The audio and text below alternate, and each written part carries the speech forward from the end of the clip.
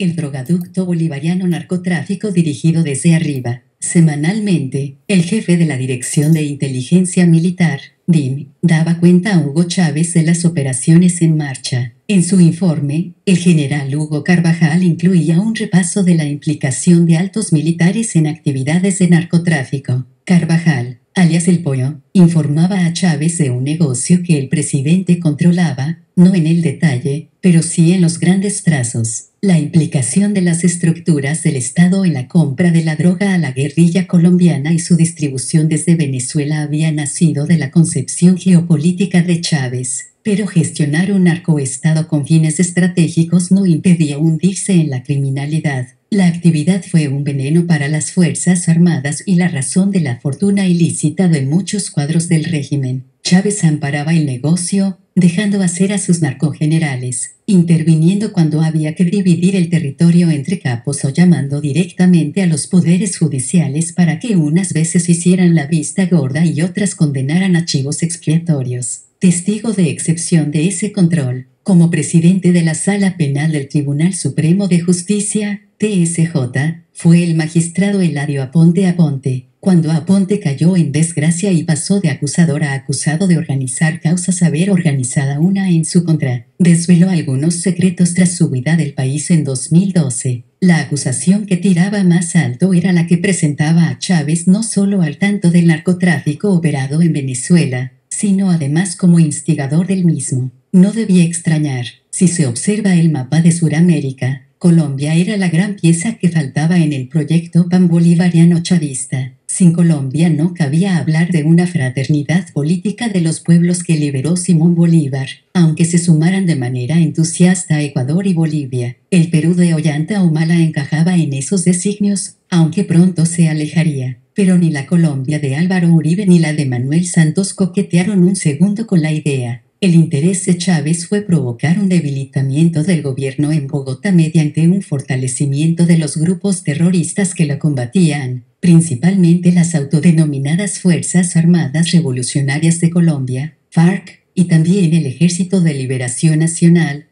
La manera de fortalecer a los narcoterroristas era incrementando la venta de droga, y como los canales que estos habían hecho servir estaban siendo torpedeados por el Plan Colombia, Chávez les abrió Venezuela, cuenta un venezolano estrecho colaborador de la Administración para el Control de Drogas, DEA, de Estados Unidos. Chávez dio entonces órdenes a los militares para que no detuvieran las operaciones que en territorio patrio iban a desarrollarse, y con el tiempo los mismos militares se metieron de lleno en ellas. El 90% de la droga producida en Colombia llegó a distribuirse desde Venezuela. Había una cobertura ideológica para tranquilizar las conciencias que aún no estuvieran maleadas por la corrupción. En la guerra asimétrica que Venezuela decía combatir contra Estados Unidos, todo instrumento era válido para dañar al enemigo. Esta arma, a diferencia de otras de elevado costo, tenía la ventaja de que además producía dinero para la revolución bolivariana y, especialmente, para sus agentes abanderados. En ese esquema, el chavismo requería también de una justicia que igualmente podría calificarse de asimétrica, y de unos cuantos jueces que la oficiaran.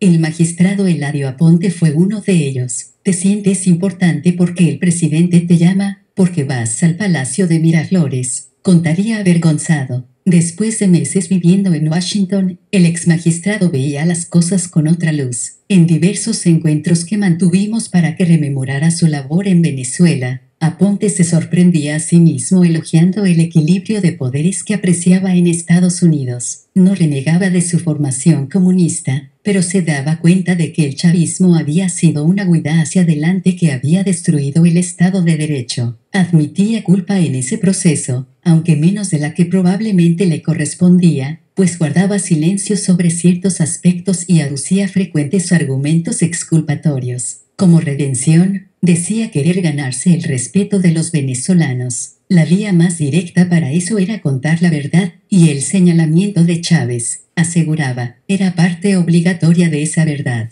Así, Aponte explicaba que era convocado a Miraflores muchas veces de madrugada, no por afán de secretismo, sino por el ritmo vital del comandante que, si bien no se levantaba tarde, acumulaba desordenadamente gestiones para el final de la jornada. Si ya era impredecible durante el día, más lo era por la noche, con lecturas de libros a destiempo, llamadas a algunos programas de televisión en directo y reuniones fuera de agenda con los principales peones del chavismo. El resultado era cierto insomnio entre los altos rangos del gobierno, pues nadie podía darse al descanso, ni asistentes ni ministros, sin temer una llamada de Palacio preguntando por un dato o requiriendo respuestas presenciales. Llamaba a las 2 de la madrugada y, aunque podía fastidiar, alguien como yo se sentía distinguido por ser convocado. Por la presidencia pasaban Diosdado Cabello, Jesse Chacón, Rangel Silva, todos eran entonces amigos míos. Formabas parte de algo. En esas citaciones sobre la marcha, los solicitados a veces tenían que hacer pasillo mientras esperaban su turno con el presidente. En otras ocasiones, unas audiencias se solapaban con otras. Esa fue la manera en que Aponte pudo asistir, aparte de algunas presentaciones de informes que el jefe de la DIN refería a Chávez, en los que se hacía mención a operaciones de tráfico de droga llevadas a cabo por mandos de las Fuerzas Armadas. Al magistrado, con experiencia previa en la milicia, ejerció de fiscal general militar antes de pasar al Tribunal Supremo. Aquello le servía de referencia para saber cómo tenía que actuar cuando alguna de esas operaciones quedaba al descubierto, aunque no siempre las instrucciones llegaban en ese momento. Chávez también se las transmitía sin esperarse a la tranquilidad de la madrugada, como en uno de los casos que quedaron implicados varios uniformados de altas conexiones. Era urgente. El ejército se polvorea de blanco. El mensaje de voz quedó grabado en el celular. Maracucho, es López, dile a Ricardo que, tranquilo, que eso se va a resolver, que le ponga corazón, que los caminos están abiertos, que no desespere. Ok, pero el maracucho, como se designa coloquialmente a los originales de Maracaibo, no pudo escuchar esas palabras transmitidas desde el móvil de un abonado del ejército, porque a pesar de la confianza que quería transmitir el mensaje, los caminos se habían cerrado. El de Maracaibo había sido detenido, y no solo él. Era 19 de noviembre de 2005. Cerca del mediodía, 2 miembros de la Guardia Nacional pararon un vehículo que llevaba una placa militar. Era un punto de control en el municipio de Torres, Lara, situado a mitad del trayecto que estaba realizando el Chevrolet Kodiaq de color blanco interceptado. Como concluyó después el juez en su escrito, pude hacerme con todo el expediente del caso. El vehículo de carga había salido de La Fría, Táchira, en la frontera con Colombia, y se dirigía a Puerto Cabello, Carabobo. Bastaba conocer ese itinerario para sospechar inmediatamente de la misión, pues mucha de la droga que salía por barco de Venezuela era recibida de las FARC en el área fronteriza y transportada al principal puerto del país, donde los capos tenían sus propios galpones. Pero los guardias no se movían por sospechas, sino que el probable soplo de una banda rival había alertado al puesto de control. En el registro se encontraron 2.000 panelas llenas de cocaína, que sumaban un peso de 2,2 toneladas. Iban camufladas bajo casi 300 paquetes de un tipo de ladrillos, caico colombiano, que permitía justificar que el desplazamiento se originara en la frontera. Fueron detenidos el conductor del vehículo, Edgar Alfonso Rincón, que era un civil que llevaba más de 10 años trabajando para el ejército, y el subteniente Ricardo Antonio Lacre. Al conductor le fue encontrado un móvil y en él había grabados varios mensajes, con voz en creciente alarma. Eddie, hágame el favor cuando escuche el mensaje. Este es el amigo del señor que le mandó hacer el trabajito. Mire, maracucho, comuníquese con el mayor. Hágame el favor, urgente, que he marcado toda la tarde y usted no contesta, para que lo llame urgente. Dígale a Lacre. Los números de teléfonos y la revisión de las comunicaciones llevaron a la detención de otros 2 militares. Uno era el mayor Héctor José López, el otro, el teniente coronel Pedro José Margino, el señor que mandó hacer el trabajito. El teniente coronel Margino, el mayor López y el subteniente Lacre habían pasado juntos la noche anterior en el pequeño hotel Estancias Suite, en la población de La Fría, como indicó el registro del establecimiento y atestiguaron algunos de sus empleados. En ese encuentro habían supervisado la logística para la entrega de la droga, que iba a ser suministrada por un par de colombianos. La droga llegó a través del inmediato puesto fronterizo de Orope y fue emplazada en una camioneta Chevrolet. El vehículo, al que se había colocado una placa militar despojada de un auto del ejército, pernoctó en la base militar de Orope, vigilada por las tropas. De madrugada, el cargamento partió para ser embarcado hacia Europa en Puerto Cabello. Hasta un mes antes de esos hechos, el teniente coronel Magino había sido por 2 años jefe del batallón de cazadores que custodiaba esa parte de la frontera con Colombia. Todo indicaba que en el pasado se habían realizado operaciones similares, pues Magino, aunque ya había cambiado de destino, pudo contar con la colaboración de anteriores subalternos, como el conductor Rincón, que había sido su chofer, y el subteniente Ismael Andrés Barrios, también detenido, que estaba al frente del puesto de Orope. El Tribunal del Estado Lara, que inicialmente se ocupó del caso, destacó con especial estupefacción que el cargamento fuera guardado en una instalación militar. Ese sitio no fue otro que la propia base de protección fronteriza de Orope, en la cual los soldados, tropa y oficiales destacados en esa unidad militar, por una noche protegieron el vehículo cargado de la sustancia ilícita, subrayó el juez. El propio subteniente Barrios admitió haber ordenado a su personal de tropa que no activase el plan de reacción o de defensa cuando llegase el mayor López con el Chevrolet, a pesar de que ni el mayor ni el vehículo tenían autorización para entrar en la base. Todo esto fueron hechos que el Ministerio Público consideró probados y que llevaron a la prisión preventiva del pez gordo de la operación, el teniente coronel Magino, imputado de transporte ilícito agravado de sustancias estupefacientes y psicotrópicas en grado de cooperado. Todo apuntaba a una condena, hasta que se cruzó el adio Aponte, del Tribunal Supremo. Siguiendo órdenes de arriba, Aponte desactivó el procesamiento, decretó el abocamiento sobre el caso por parte de la instancia judicial superior, estableció que ciertos derechos de Magino se habían vulnerado, ordenó la anulación de su prisión preventiva, y luego devolvió la causa a un tribunal inferior para que empezara de nuevo. Ni que decir tiene que los cargos contra Magino fueron sobreseídos en mayo de 2007, a pesar de que la investigación determinó que su nivel de ingresos no se correspondía con su salario.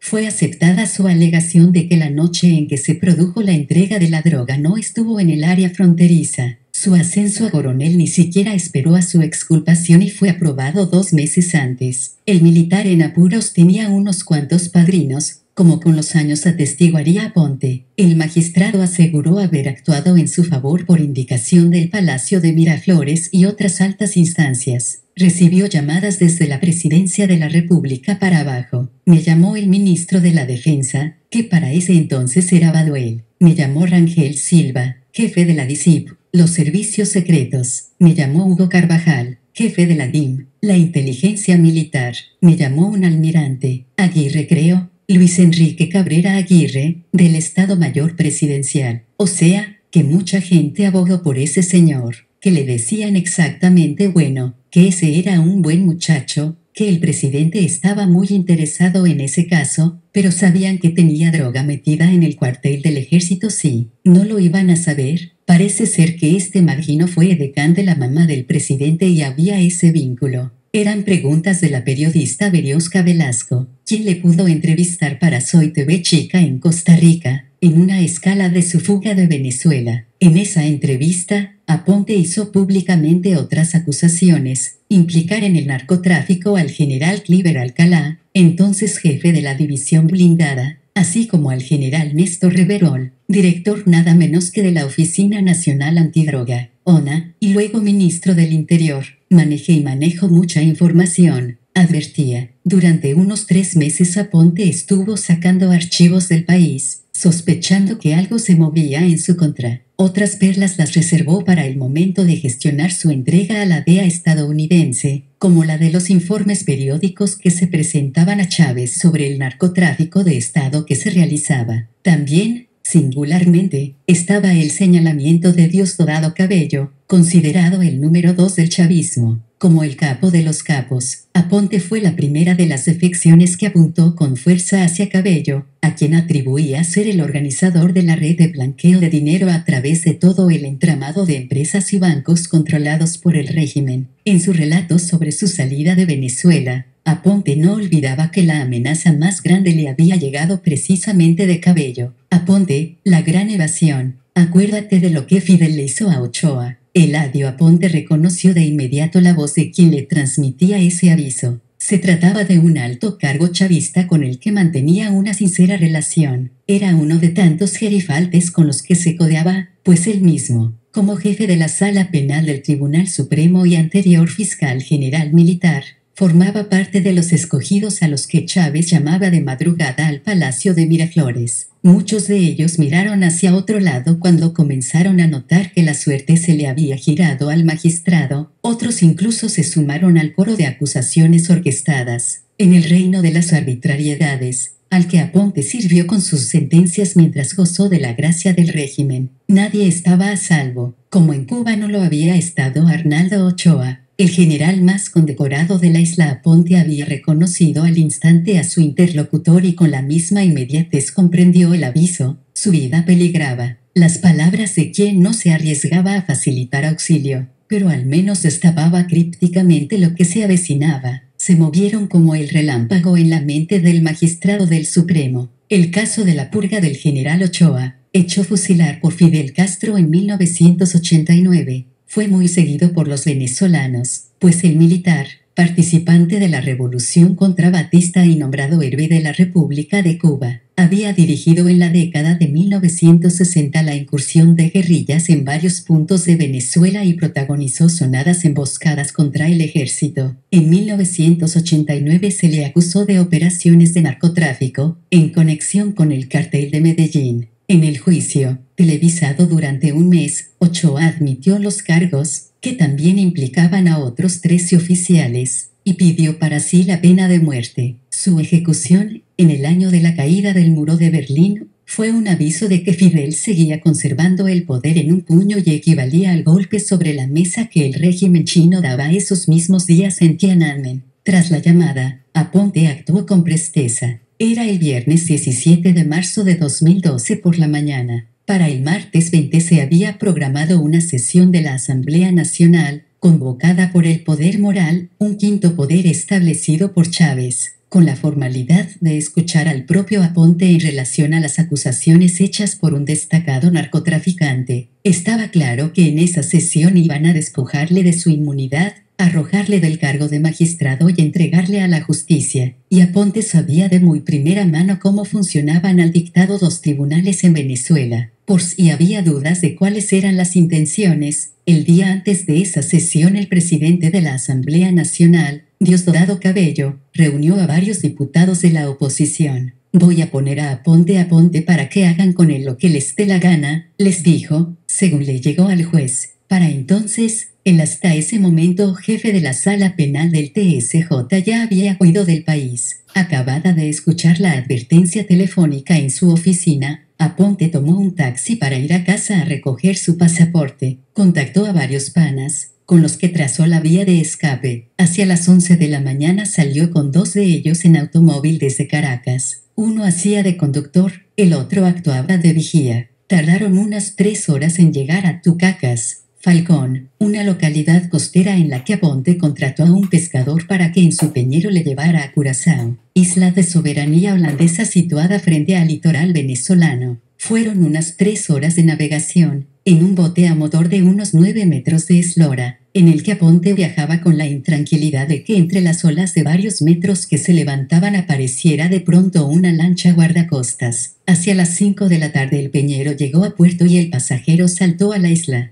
Llegaba como turista, no como prófugo, pues a pesar de las acusaciones que públicamente se le hacían, nada se había sustanciado aún ante los tribunales. De ahí que el plan original fuera pasar una temporada fuera, quizás 2 o 3 meses, esperar a que las aguas se calmaran y regresar a Caracas. Aponte estuvo saltando de un país a otro por el Caribe, cada vez que la estancia máxima para una visita ordinaria de turista se le vencía. Cruzaba otra frontera. De Curazao voló a la República Dominicana y de ahí luego a Panamá. Allí se percató de que el chavismo, presuntamente con ayuda del espionaje cubano, finalmente había logrado localizarle, por lo que se movió de nuevo, esta vez a Costa Rica. Ante la evidencia de la persecución política, Aponte pensó que podía estar facultado para solicitar asilo en ese país centroamericano, pero las cosas se le torcieron cuando la prensa local, citando fuentes del gobierno venezolano, le atribuyó delitos de narcotráfico. Es cuando entró en contacto con los gringos. Era la única manera que tenía de salvarme, explica Aponte, ante las informaciones que le situaban en Costa Rica, aportando por primera vez un paradero desde su desaparición. Venezuela se apresuró a preparar la solicitud de extradición y de activación de la alerta roja de Interpol. Se desató entonces una carrera contrarreloj, con la burocracia de Washington paralizada por el fin de semana y la poca disposición del Departamento de Estado a tramitar de urgencia un visado para el fugitivo. La DEA movilizó al veterano congresista republicano Frank Wolf, en cuyo distrito electoral del norte de Virginia se encuentra Langley, donde está la sede de la Agencia Central de Inteligencia. CIA. Wolf no era nuevo en esos menesteres de echar una mano a las agencias gubernamentales para urgir a la toma de decisiones en la administración. Mientras, ese fin de semana del 14 y 15 de abril de 2012 tenía lugar en la ciudad colombiana de Cartagena la Bicumbre de las Américas, ante el temor de que Venezuela, a través del canciller Nicolás Maduro, Hugo Chávez no acudió por su enfermedad, pidiera directamente a Barack Obama que Estados Unidos no acogiera a Aponte. La presidenta de Costa Rica, Laura Chinchilla, comenzó a pregonar en la cumbre que el juez ya estaba en manos de la DEA. Eso dio tiempo a que las gestiones de Wolf desde el Congreso lograran desencallar la entrega del visado. El mismo Wolf consiguió que el Pentágono enviara a la capital costarricense un avión de la Fuerza Aérea, dado que los aparatos a disposición de la DEA que cubren el Caribe, con base operacional en Puerto Rico, se encontraban en otras misiones. El thriller no acabó ahí. El avión llegó al aeropuerto de San José sobre las 7 de la tarde del lunes 16 de abril. Cuando la policía costarricense, que había custodiado a Aponte las últimas 48 horas, se lo entregó a los agentes de la DEA y todo quedó a punto para el traslado a Estados Unidos, ya era pasada la medianoche. A esa hora, sin otros vuelos programados, parte del centro operativo del aeropuerto ya se encontraba cerrado, así que no había cómo poder pagar el reabastecimiento de combustible. El ministro del Interior de Costa Rica tuvo que aparecer entonces, acompañado del director del aeropuerto, para recibir el cobro. Ese 17 de abril de 2012 el fugitivo llegó a Washington, ganando la carrera a las autoridades de Venezuela. El 18 la Fiscalía General venezolana publicaba la orden para su captura. Para cuando se dictó la alerta roja internacional, el día 20, Aponte ya estaba en plenas sesiones de debriefing con la DEA en territorio estadounidense. La Guardia Nacional protege el narcoestado. Estados Unidos llevaba tiempo recogiendo información sobre la telaraña que había ido tejiendo el chavismo en el negocio de la droga, incrustada en el aparato del Estado, como ponía de relieve la implicación de altos mandos militares y gobernadores, la utilización de infraestructuras de las Fuerzas Armadas, el amparo del Tribunal Supremo, la legitimización de capitales a través de bonos y facturas de petróleos de Venezuela. En ese momento, las agencias estadounidenses tenían elaborada una lista interna, nunca hecha pública, de una treintena de venezolanos declarados de interés por su relación con el narcotráfico. Los más significativos, con los cargos que al menos entonces ocupaban puestos entre paréntesis, eran Diosdado Cabello, presidente de la Asamblea Nacional; Adán Chávez, hermano del comandante y gobernador del estado Barinas; Rafael Ramírez, presidente de PDVSA; Tarek El Aissami, ministro de Interior; Henry Rangel Silva, ministro de Defensa; Hugo Carvajal, jefe de la inteligencia militar;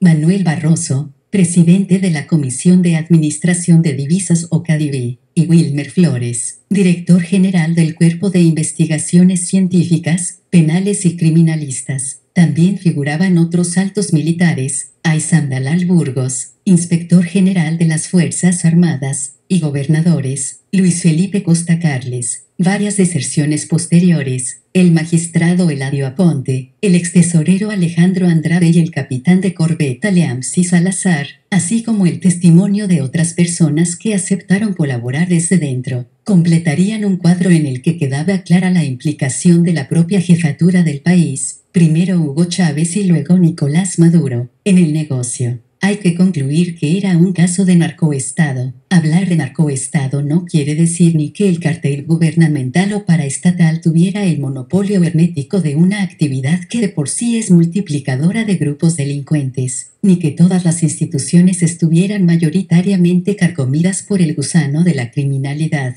Pero sí ocurría que funcionarios gubernamentales participaban en las redes de tráfico de drogas como parte de su misión encomendada, simultaneando sus cargos oficiales con esa actividad ilícita, con protección de jerarquía más alta. La principal función de Venezuela en el negocio de los estupefacientes era facilitar el tránsito de los cargamentos de cocaína, básicamente producida en Colombia y facilitada por las FARC, y asegurarse de que podían ser colocados en destino por carteles mexicanos. También fueron apareciendo cultivos en zona venezolana y parte de la droga podía ser terminada de manufacturar en laboratorios del propio país, a los que a veces llegaba mercancía de Perú o Bolivia. En cualquier caso, la implicación de los poderes del Estado en esa actividad criminal se orientaba en primer lugar a facilitar que el transporte se llevara a término. Están usando Venezuela como una gran autopista. Para contar con garantías necesitan que se asegure el acceso y control de vías, puertos y aeropuertos, y la responsabilidad de la seguridad diaria y el control de aduanas es de las fuerzas del orden, explica Carlos Tablante, quien bajo la segunda presidencia de Caldera dirigió la Comisión Nacional contra el Uso Ilícito de Drogas, luego rebautizada como ONA. De ahí que las Fuerzas Armadas, y en especial la Guardia Nacional, presente en las carreteras de todo el territorio, así como en las fronteras, fuera el sector institucional más ocupado en el narcotráfico. Una actividad delictiva raramente se presenta sola, y en este caso iba acompañada de contrabando de gasolina, extorsión, secuestros, sobornos o corrupción. Esa múltiple delincuencia era llevada a cabo por miles de bandas. Tablante habla de 18.000, con las que mandos militares, gobernadores y otros altos cargos podían estar aliados en multitud de combinaciones. Aunque en esa amalgama reinaba en gran medida la anarquía, en el gran negocio de la droga había una mente ordenadora que se ocupaba de preservar los canales de determinados operadores oficiales. Cuando Chávez comenzó a volcarse en poner los resortes del Estado sobre esas operaciones, decidió expulsar del país al gran gendarme de la región en materia de narcóticos. En 2005 denegó el permiso de estancia a los agentes de la DEA estadounidense que servían de enlace en Caracas con su contraparte venezolana. La expulsión se producía después de que la DEA acusara de narcotráfico a 6 mandos de la Guardia Nacional y les prohibiera su entrada en Estados Unidos. Entre ellos se encontraba el jefe de la Unidad Antidrogas de la Guardia Nacional, el general Frank Morgado. También la Agencia Británica contra el Crimen Organizado, SOCA, apuntaba ya entonces a la gran escala de corrupción con el narcotráfico entre la Guardia Nacional de Venezuela. Sin la supervisión exterior de la DEA, las instrucciones sobre cómo dar salida a cargamentos de las FARC o cómo preservar también un espacio del negocio a Hezbolá podían ejecutarse con mayor libertad.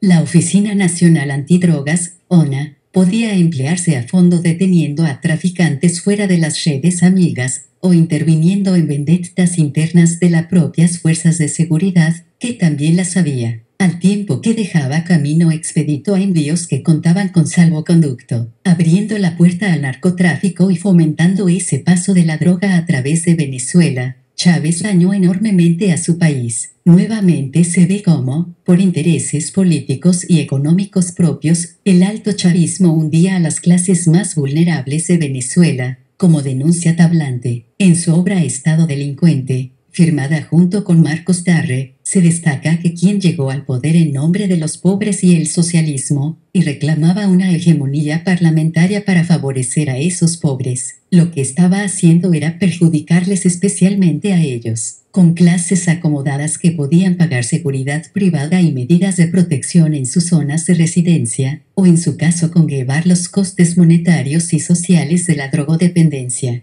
Eran los pobladores de los barrios necesitados los más afectados por la degradación personal y comunitaria acarreada por las drogas. De Macled al cartel de los soles. En el arranque del chavismo, entre los traficantes de drogas sobresalió Walid Macled García, un empresario libanés venezolano, con sobrenombre del Turco o el Árabe, que contó con la cobertura de las autoridades de las zonas donde operaba. A medida que Chávez fue militarizando las instituciones, situando personal que procedía de las Fuerzas Armadas en muchos puestos clave, militares próximos al presidente se hicieron con el mando en diversos estados las gobernaciones por vía electoral. Tanto ellos como los responsables de las guarniciones militares en determinados lugares fueron entrando en la red de Macled. Entre 2000 y 2006, dirigió un dispositivo que recogía la droga de las FARC de los llanos colombianos a través de las fronteras con los estados venezolanos de Apure y Táchira. Sus gobernadores, los hasta entonces capitanes Luis Aguilarte y Ronald Blanco, respectivamente, amparaban las operaciones. De allí los cargamentos eran transportados hasta la ciudad de Valencia, para ser embarcados en Puerto Cabello. Eso ocurría en el estado Carabobo, cuyo gobernador, el general retirado Luis Felipe Acosta Carles, también daba protección al entramado. Macled contaba, además, con la asistencia del presidente de ese puerto, el almirante Carlos Agnasi, según revelaría el propio traficante cuando fue detenido. Fue un continuo intercambio de favores. Durante la huelga general de 2002, Macled puso a disposición de Chávez sus propios transportistas. Como pago obtuvo la concesión de venta de urea, un fertilizante usado en el cultivo de la planta de coca, algo conocido de sobra por la empresa estatal que lo facilitaba, Petroquímica de Venezuela o Pequiven, en gratitud a un donativo de $2 millones para la campaña electoral chavista. Como explicó el empresario, recibió la concesión de control de Puerto Cabello, la principal instalación portuaria de Venezuela. Entre nóminas y sobornos, entregaba $1 millón mensuales a altos cargos. De eso vivía mucha gente del alto gobierno, declaró a la cadena colombiana RCN cuando tiempo después fue detenido. Aseguraba haber acumulado un patrimonio de $1.200 millones. Con el tiempo, la red de Macled, conocida como el Cartel de Beirut por el origen libanés del capo, comenzó a tener competencia debido a la implicación directa de mandos del ejército. Esos militares ya no se conformaban con recibir una participación de los beneficios, sino que deseaban ser los repartidores. La ocasión para un mayor protagonismo militar en el negocio de la cocaína se presentó cuando las narcoguerrillas colombianas FARC y ELN lograron plena movilidad en norte de Santander, un área del vecino país limítrofe con Venezuela. La localidad de Puerto Santander cuenta con un paso fronterizo que conecta directamente con el poblado venezolano de Orope, Táchira, donde hay un destacamento del ejército. Amparado por el jefe de la región militar, el general Wilmer Moreno, comenzó el tráfico de droga utilizando esa base como punto de operaciones. La implicación directa de los militares dio lugar al Cartel de los Soles, llamado así por los emblemas de la charretera del generalato venezolano. Macled vio esto como una injerencia y presumiblemente fue el responsable del soplo a la Guardia Nacional acerca del alijo de 2,2 toneladas de cocaína que el teniente coronel Magino había hecho recoger en Orope en noviembre de 2005. Caso antes relatado, quien a hierro mata, a hierro muere, y más en ese mundo criminal de clanes y mafias. Cuando en 2007 el general Cliver Alcalá fue trasladado al estado Carabobo, su actividad de narcotráfico dio un considerable salto al disputar con Macled el control de Puerto Cabello, punto estratégico para el embarque de los estupefacientes. La pugna se saldaría con lo que presumiblemente fue una celada contra el venezolano libanés. En noviembre de 2008, oficiales de la Dirección de Inteligencia Militar, DIM, encontraron en su finca 18 cajas con sello de la Cruz Roja, conteniendo casi 400 kilos de cocaína. Sus hermanos fueron arrestados, pero Walid logró escapar. En agosto de 2010 fue detenido en Colombia y extraditado. McLeod aseguró que el alijo encontrado en su finca había sido puesto por los agentes de la DIM y lanzó acusaciones a diestro y siniestro. Estados Unidos había seguido de cerca el caso de McLeod. Entre las pruebas en su contra se encontraba el caso de un avión de C-9 sin pasajeros, cargado con 5,5 toneladas de cocaína, que en abril de 2006 partió de Maiquetía, el aeropuerto internacional de Caracas Simón Bolívar, con destino a la ciudad mexicana de Guadalajara. Por un fallo hidráulico el aparato tuvo que aterrizar en la península de Yucatán, ya en México. Uno de los pilotos pudo escapar nada más producirse el aterrizaje de emergencia en Ciudad del Carmen, pero el otro fue detenido. Como equipaje se hallaron 128 maletas negras idénticas, repletas de cocaína.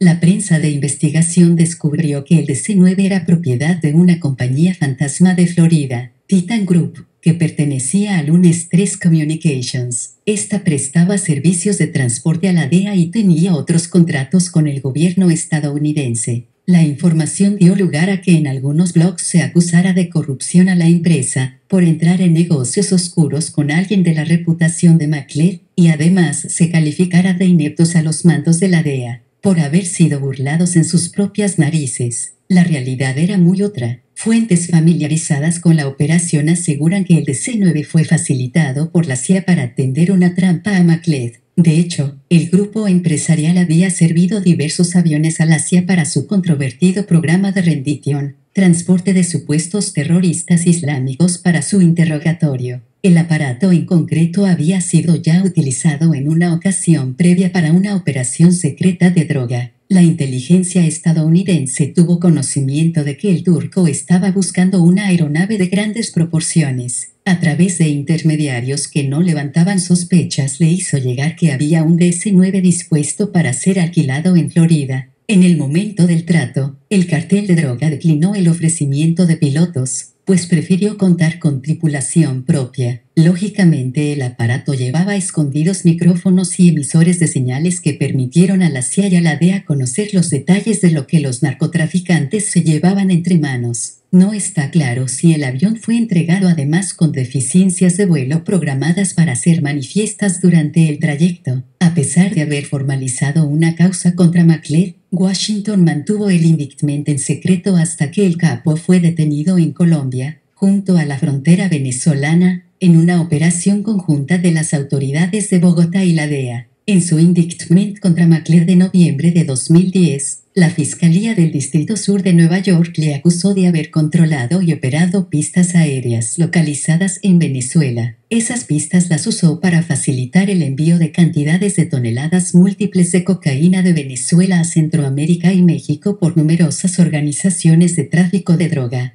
sabiendo que una porción estaban destinadas a Estados Unidos. Le presentaba como rey entre los capos, king among kingpins, incluso entre los traficantes globales de narcóticos, y aseguraba que de ser juzgado y condenado en Estados Unidos se enfrentaría a una pena de hasta 60 años de cárcel. La intervención de la Corte Federal estadounidense asustó en Venezuela, porque McLeod podía tirar el amante si los colombianos se lo entregaban a Washington. El propio traficante lanzó advertencias. Le di dinero a 15 generales venezolanos, aseveró. Si soy detenido por un DC-9 cargado de drogas desde el aeropuerto Simón Bolívar, el general Hugo Carvajal, director de inteligencia militar de Venezuela, el general Henry Rangel Silva, jefe de la inteligencia interna, el general Luis Mota, comandante de la Guardia Nacional, y el general Néstor Reverol, cabeza de la Oficina de Lucha contra las Drogas, deben ir a la cárcel por esa misma razón, según informes de la firma privada de inteligencia Stratfor,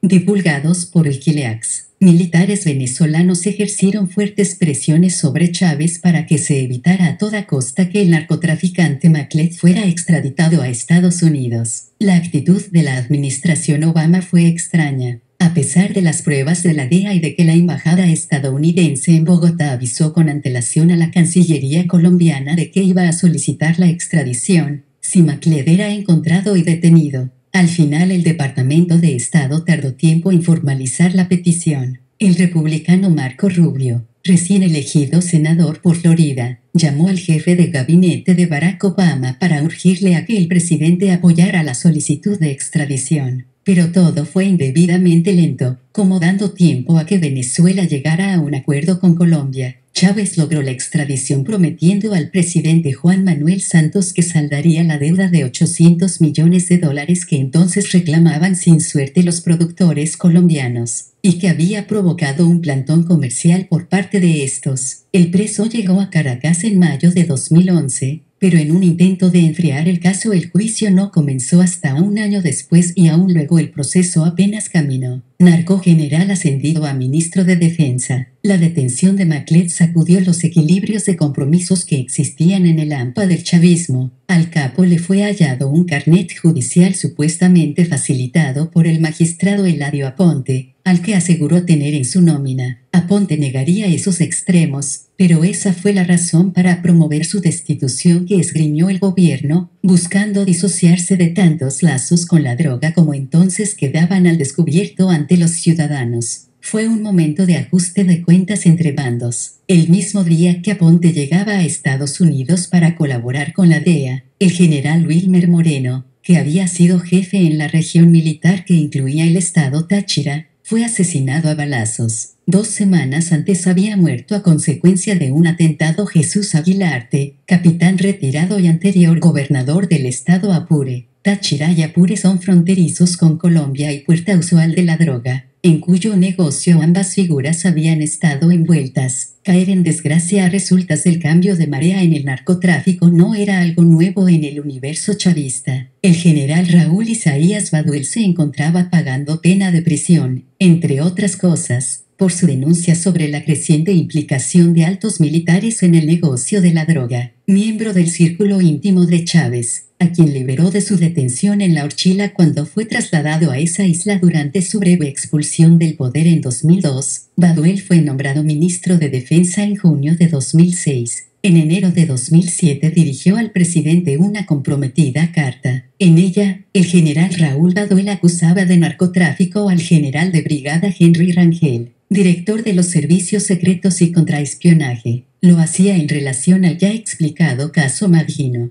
Tras dirigirse en su encabezamiento al ciudadano Chávez, algo preceptivo en la revolución bolivariana, la carta entraba rápidamente en materia. Existen suficientes elementos que vinculan de manera directa al G/B grande, Henry de Jesús Rangel Silva, escribía el ministro, poniendo en práctica el gusto venezolano por utilizar todos los nombres y apellidos, con la investigación y juicio seguido por la Fiscalía a los implicados en el hallazgo del alijo de droga que pernoctó en el cuartel de la población fronteriza de La Fría. Según añadía, el conductor del Chevrolet Kodiak que transportaba el cargamento de cocaína era primo del general, con quien ha mantenido comunicación telefónica. Baduel no daba más detalles, pero estaba claro que los conocía, por el arriesgado paso que estaba dando. Muy respetuosamente sugiero si habrá una profunda investigación y auditoría de sus bienes, al ciudadano G/B grande, Henry de Jesús Rangel Silva, y el cese de sus actividades laborales, hasta que se pueda descartar su participación en los hechos antes mencionados. Comunicación y remisión que respetuosamente hago llegar a usted, para su conocimiento y demás fines consiguientes. Las pruebas contra Rangel debían de ser concluyentes y clamorosas, pues recomendar el cese del jefe del espionaje no era algo que competía al ministro de Defensa. Por ello, las siguientes decisiones de Chávez no solo cabe calificarlas de encubrimiento, sino de reivindicación de que todo aquello tenía su autorización personal. A los pocos meses, Baduel dejaba el ministerio. Fue arrestado en 2009 y condenado en 2010 a 8 años de prisión por supuesta apropiación indebida de fondos durante su corta etapa ministerial.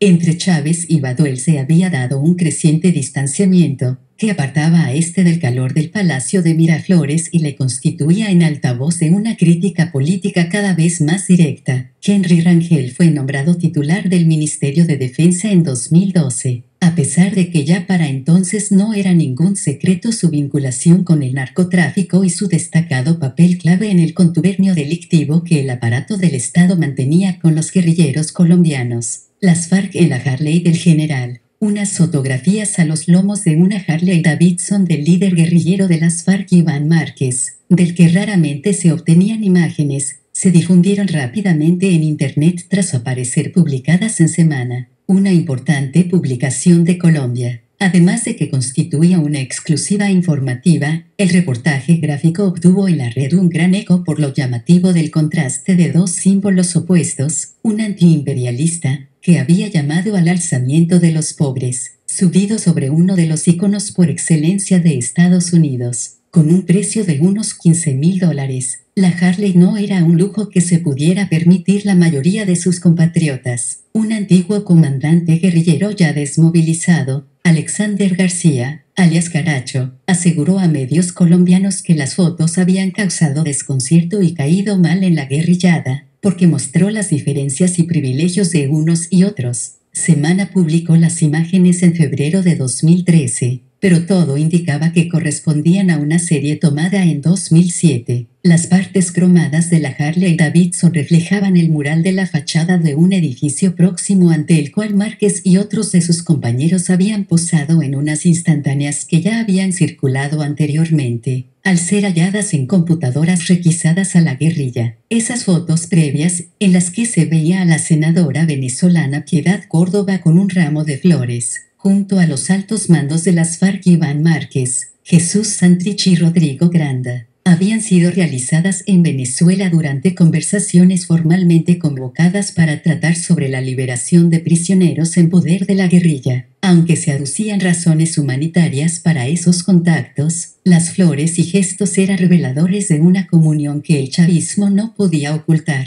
Máxime cuando el gobierno colombiano de Álvaro Uribe tenía bien documentada la acogida logística que Chávez prestaba a los insurrectos del vecino país. La serie fotográfica completa fue tomada en Fuerte Tiuna, complejo militar de Caracas. Eso es algo que se suponía, dado que en los correos electrónicos encontrados en los ordenadores de los campamentos de Raúl Reyes y Mono Jojoy, en 2008 y 2010, respectivamente, se hallaron comunicaciones en las que Márquez informaba de sus encuentros en Caracas. Nos reunimos en nuestro búnker de Fuerte Tiuna con Gabino y Antonio en un ambiente distensionado y muy fraternal, escribió Márquez, mencionando a los dos líderes del ELN. Fuentes que han frecuentado Fuerte Tiuna confirman el escenario e indican que la Harley Davidson en la que el terrorista Márquez asentó sus posaderas era muy probablemente la moto del general Cliver Alcalá, jefe de la división blindada. Las relaciones de mandos del ejército venezolano con los dirigentes de las FARC y el ELN eran muy estrechas. Esa exhibición de camaradería ocurría probablemente en noviembre de 2007, meses después de las conversaciones secretas de Chávez con los narcoterroristas con las que comenzaba este libro. Ahora, en sesiones en Fuerte Tiuna o en el Palacio de Miraflores, donde el líder bolivariano recibió públicamente a Márquez, los insurrectos colombianos se reunieron con los jefes de inteligencia, los generales Rangel Silva y Hugo Carvajal, servicios secretos e inteligencia militar,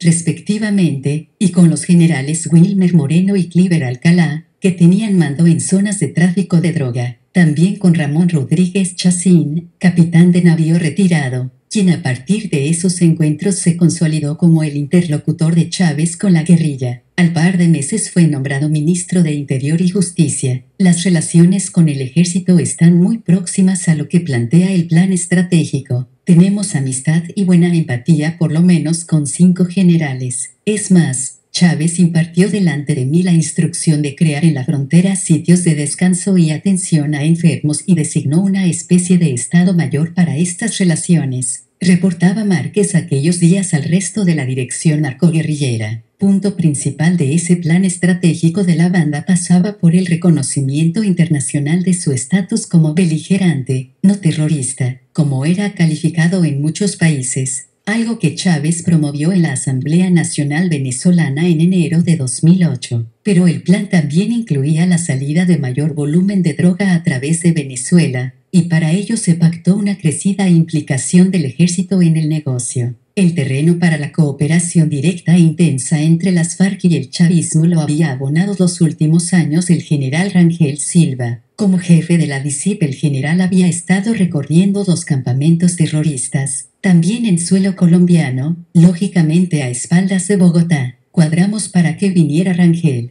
Acá y donde iban, escribió Timosenko, alias de quien pronto iba a ser comandante en jefe de la organización, en uno de los correos electrónicos encontrados. Luego de su visita a Timo, recibimos aquí al general Rangel Silva. Manifestó que su visita estaba debidamente autorizada por Chávez. Tecleó a su vez Iván Márquez. Se trataba de mensajes de 2006. En la reunión de Caracas de 2007, Márquez volvió a referirse a Silva. Ya de salida hacia acá hablamos un poco con el general Rangel Silva, gran amigo de Timo, a quien quiere visitar después del 2 de diciembre. Él participó en el almuerzo donde nos reunimos Chávez. Helenos, FARC, está encargado de la seguridad de los helenos, dirigentes del EL. Un año después, Estados Unidos tomó medidas contra Rangel Silva y 2 de sus colegas, incluyéndoles en la lista de la Oficina de Control de Bienes Extranjeros, OFAC, del Departamento del Tesoro. De esta forma se congelaban posibles activos que tuvieran en suelo estadounidense y se prohibía cualquier relación financiera con ellos. En esa decisión de diciembre de 2008, el Tesoro dio por probado que Rangel había asistido materialmente las actividades de narcotráfico de las FARC y había promovido una mayor cooperación entre los terroristas colombianos y el gobierno venezolano. El Tesoro acusó al general Hugo Carvajal de asistencia a la guerrilla, lo que incluía proteger de las autoridades antinarcóticos venezolanas los envíos de droga y proveer armas a las FARC, permitiéndoles mantener un baluarte en el codiciado departamento de Arauca, tras especificar que en esa región colombiana se cultivaba coca y se producía cocaína. La acusación también adjudicaba a Carvajal el proveer a las FARC de documentos de identificación del gobierno que permite a los miembros de las FARC viajar a Venezuela y desde Venezuela con facilidad.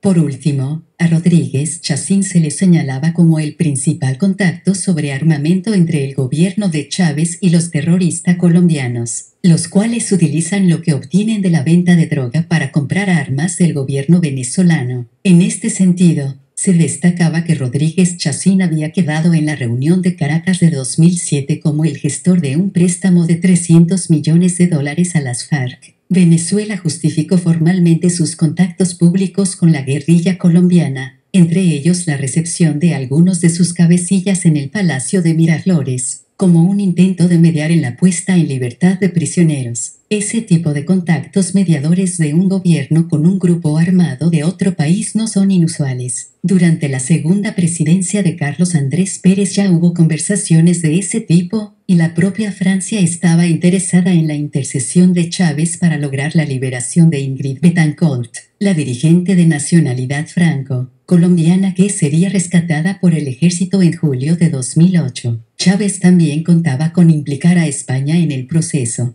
Pero ese tipo de mediaciones internacionales nunca ocurre con cláusulas a espaldas del país democrático que sufre la violencia del grupo en armas, ni mucho menos esconde ayuda económica, logística y de armamento a la guerrilla que combate el orden institucional de un país vecino, legítimamente constituido mediante la expresión de la voluntad popular. Traspaso de negocio por defunción del dueño. Los militares que llevaban las riendas de esas actividades eran de la máxima confianza de Chávez. A muchos los conocía de su tiempo en la academia militar y varios habían participado en el fallido golpe del 4 de febrero de 1992. Había una hermandad de sangre que básicamente perduró durante la presidencia del comandante. Para evitar una eventual postergación tras su muerte, Chávez ató que varios de ellos se presentaran como candidatos a gobernadores en las elecciones regionales de 2012, que tuvieron lugar en diciembre de ese año, cuando ya él estaba moribundo en Cuba. Así ocurrió con los exministros de Defensa Henry Rangel Silva, Carlos Marta Figueroa y Ramón Carrizales, y el exministro de Interior Ramón Rodríguez Chacín, que resultaron elegidos como gobernadores de los estados Trujillo, Nueva Esparta, Apure y Cojedes, respectivamente. Esos 4 veteranos eran parte sustancial del Cartel de los Soles, en el que también se destacaba Adán Chávez, hermano del líder de la revolución y gobernador de Barinas, así como Tarek El Aizami, gobernador de Aragua. El Aizami aportaba además la coordinación con Hezbollah, igualmente implicada en el narcotráfico. En el cartel, el Pollo Carvajal venía a ejercer las funciones de jefe de operaciones, en términos societarios, mientras que José David Cabello, superintendente del CENIAT,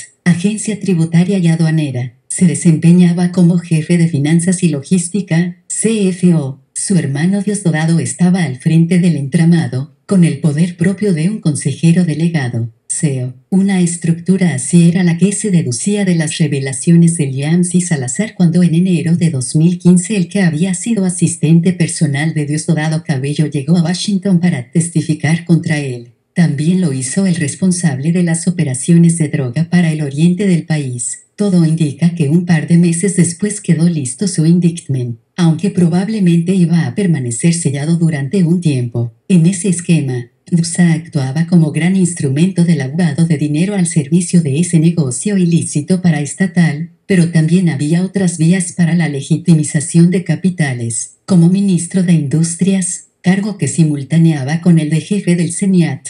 José David Cabello tenía bajo su mando a Minerven, la sociedad pública dedicada a la extracción de oro. Precisamente uno de los búnkeres llenos de dinero que Salazar atribuía al presidente de la Asamblea Nacional estaba en Bolívar, el estado de mayor tradición aurífera y sede de Minerven. La colaboración de los dos hermanos en el narcotráfico había revestido muchas modalidades cuando José David era presidente del aeropuerto de Maiquetía. Lo que hacían era utilizar un Boeing 727 al que le quitaban los asientos y llenaban de droga para enviarlo semanalmente a México, como aportó otro de los confidentes contra Cabello que comenzaba a tener Estados Unidos. Durante su mandato, Chávez actuó como presidente de esta trama, probablemente más como chairman no ejecutivo, aunque intervenía para marcar direcciones. Todos responsabilizan a Chávez del gran narcotráfico en Venezuela. Confirman y reconfirman que tenía el control, que sabía el estado del asunto en cada momento, aunque era un control conceptual, no operativo, pues los detalles de ejecución los dejaba a otros. Cuenta en Washington alguien que ha mantenido contactos con miembros de ese gran engranaje para su posible colaboración con las autoridades estadounidenses. Y Maduro heredó también la silla al frente del Consejo de Administración del Narcoestado. Todos aceptaban la autoridad del comandante, y así se podía tener bajo control un negocio que tiende a la anarquía y a las traiciones mutuas. Maduro también está al tanto y en ocasiones ha querido intervenir en algunos aspectos del día a día, pero eso creaba tensiones y Cabello ha logrado más autonomía, afirma esa persona, con autorización del padre. En cualquier caso, Nicolásito Maduro estaría volcado en sacar ventaja del tráfico de droga, según habría indicado el testigo Salazar en su debriefing. El hijo del presidente actuaría mano a mano con su hermanastro Walter Jacob Gaviria Flores, hijo de la primera combatiente, Cilia Flores, y juez titular de primera instancia en casos penales. Esa colaboración juvenil seguía al tándem formado por el hijo de Chávez, Huguito, y el del embajador cubano Germán Sánchez Otero, quien dirigió la Embajada de Cuba en Caracas durante 15 años y tuvo una estrecha relación con el líder bolivariano. Los transportes de cocaína, con conocimiento de Sánchez Otero y otros funcionarios castristas, se realizaban generalmente en aviones pequeños de DUSA, que iban de Venezuela a Cuba y cuya carga era luego dirigida a Estados Unidos por una red en la isla, de acuerdo con la versión ofrecida por Salazar.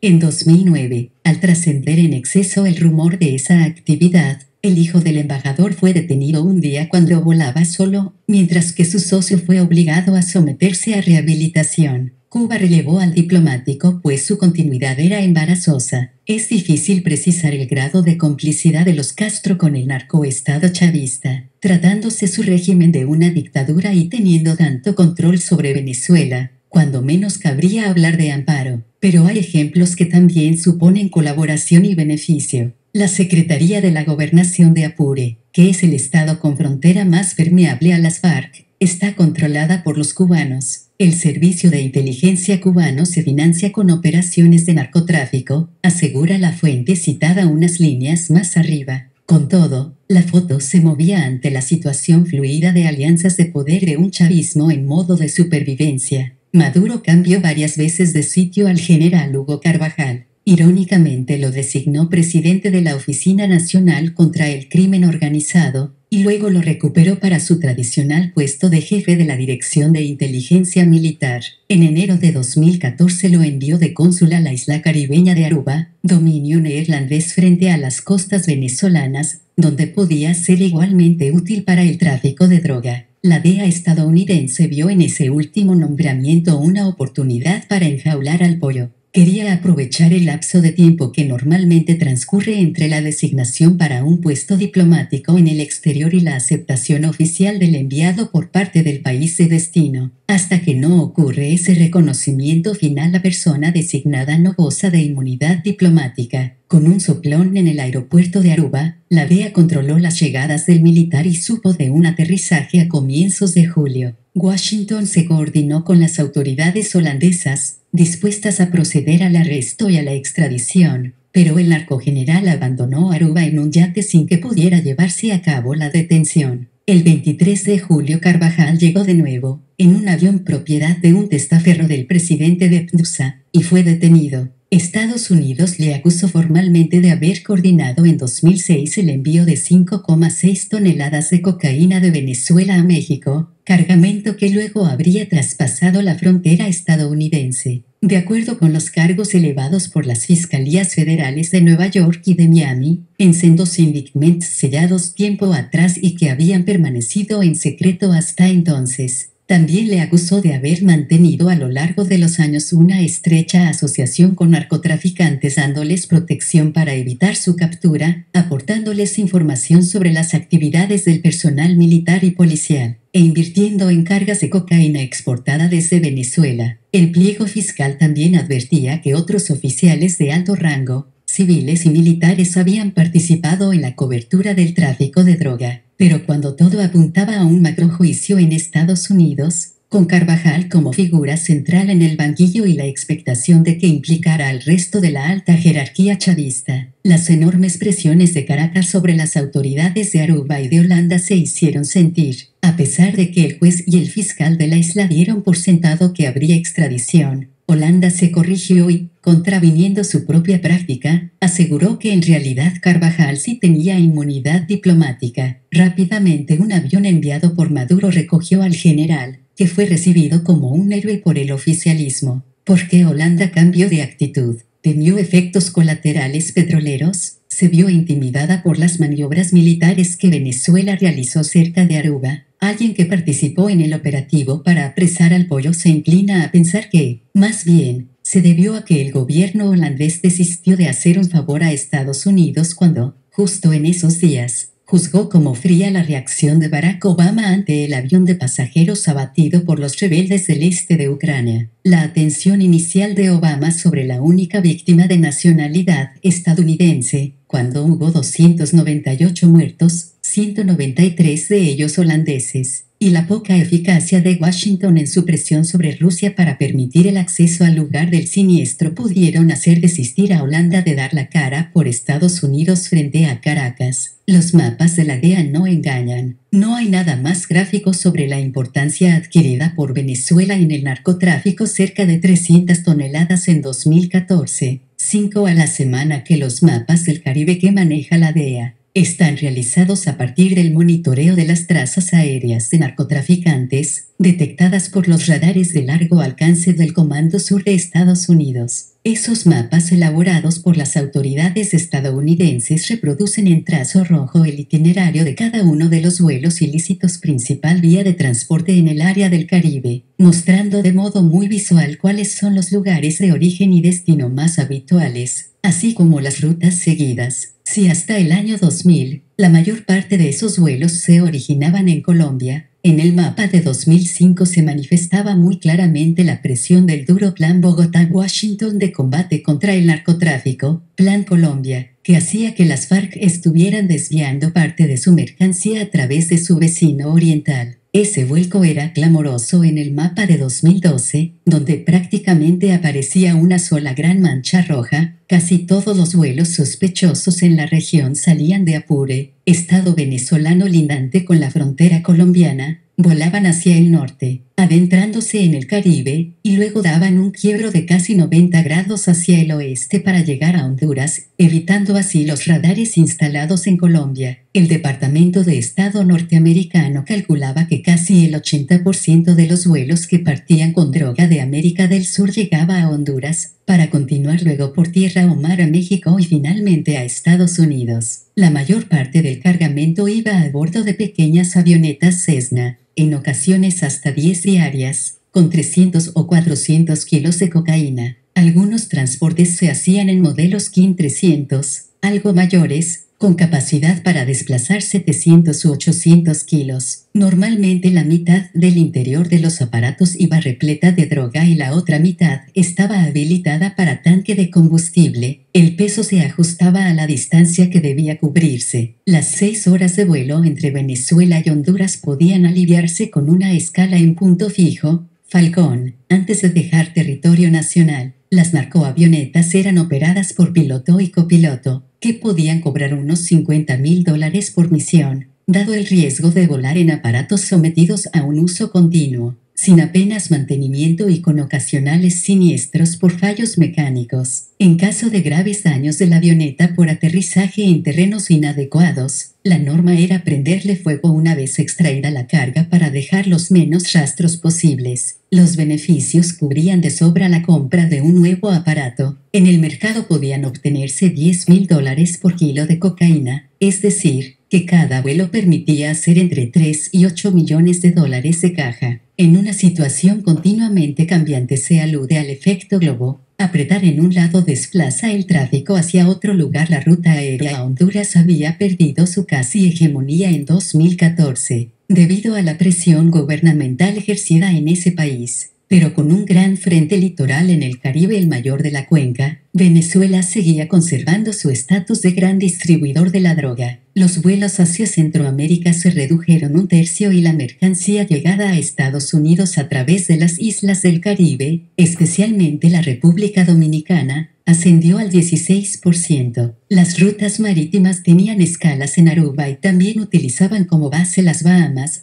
De ahí muchas veces la carga era dejada en el mar con flotadores equipados con GPS, que podían ser recogidos por pesqueros o botes de recreo con base en puertos de Estados Unidos. En cuanto a la cocaína colombiana que va a Europa, en su mayoría sale en barcos pesqueros que zarpan de los puertos venezolanos de Puerto Cabello y Maracaibo. A Europa también llega la droga generada por Perú y Bolivia, países que ya en 2012, con una producción cada uno de 300 toneladas, habían sobrepasado el volumen aportado por Colombia, que fue de aproximadamente 200 toneladas, según datos de la Oficina de Política Nacional de Control de Droga de la Casa Blanca. Los cargamentos que tienen su origen en Perú y Bolivia se distribuyen básicamente a través del Cono Sur. La principal vía de entrada en el continente europeo es España, a cuyas costas atlánticas llegaba directamente la mercancía en la década de 1980. La mayor vigilancia ha obligado a los carteles a buscar África Occidental como cabeza de playa, de manera que, antes de saltar a España u otros destinos europeos, la droga llega primero a Mauritania, Senegal, Guinea-Bissau, Sierra Leona o Costa de Marfil. Debido al aumento del control marítimo ha crecido el transporte transatlántico aéreo.